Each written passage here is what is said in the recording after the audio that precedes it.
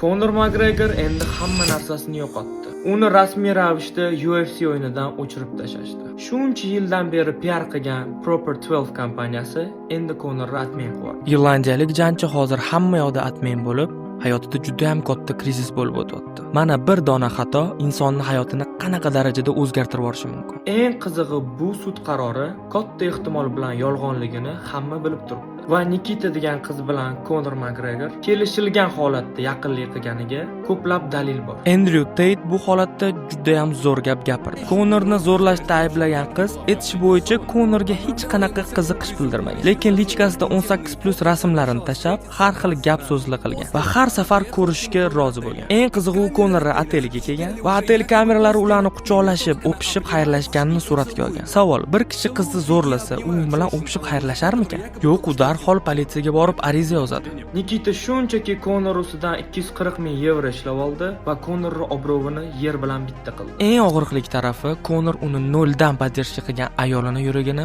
parchalab tashladi. Siz nima deb o'ylaysiz? Conorning obro'yi nol bo'lganida adolat bormi?